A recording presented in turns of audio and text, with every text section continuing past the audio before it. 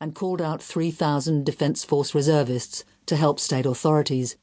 We knew our emergency services had been stretched beyond their capacity. Climate adaptation suddenly became the new buzz phrase for Morrison's cabinet ministers. The Treasurer spoke in billion-dollar figures as he totted up the costs of the bushfire recovery. Finally, it seemed government budgets would have to factor in a premium for climate change, recognition that natural disasters were becoming more frequent and more intense. This was a cost we never wanted to put in the ledger, hoping to leave it to future generations. That was no longer possible. The fires brought another remarkable change. A few Liberal Party politicians rediscovered their mettle and talked about action on climate change. The party's climate sceptics, for so long encouraged, elected to leadership roles and lionised by many in the media, were being pushed into the background. As I watched this happening, I knew it had happened before, and the battle was on.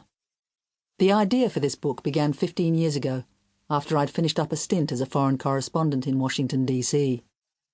I had collected a stack of documents on the close working relationship between US politicians, business lobbyists, and influential climate skeptics.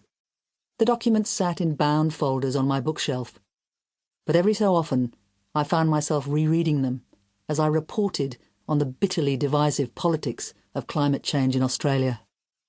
I understood why the climate skeptic scientists were so important to the politicians and business leaders who encouraged and cultivated them. Their skepticism, passionately believed in most cases, removed the moral imperative to act on climate change. They made the case for protecting Australia's carbon-intensive economy, its profits and its many jobs, from the scientific findings of so-called climate alarmists, even though these included the overwhelming majority of climate scientists. As a result, the climate skeptics were always the loud chorus, accompanying the battle over climate change in Australia. Any plan to seriously grapple with the wickedly difficult job of transforming the country into a cleaner economy was scuppered by the carbon club of politicians, business leaders, and their climate skeptic allies. They were dug in for the long haul.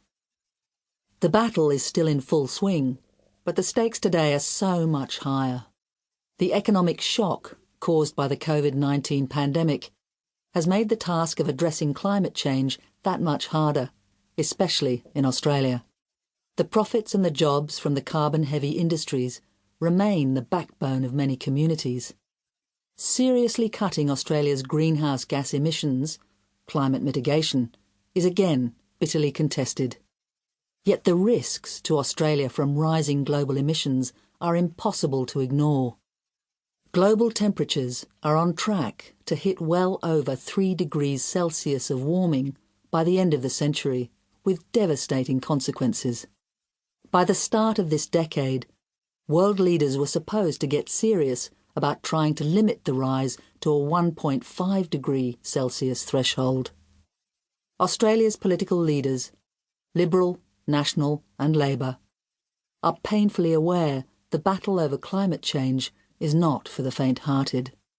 Over the last 2 decades, it has broken the careers of 3 prime ministers and many others besides.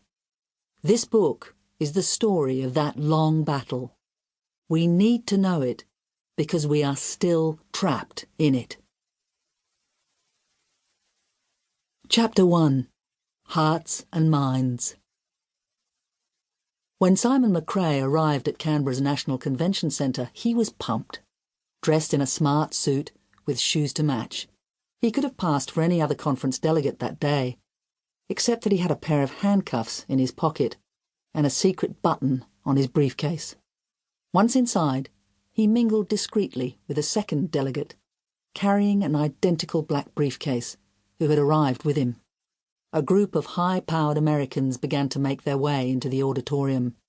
The head of the US Frontiers of Freedom Foundation, Malcolm Wallop, had flown in to open the Countdown to Kyoto conference. On that wintry day in August 1997, Wallop had one aim: to ignite a provocative debate on whether the world really needed a new global agreement to protect the planet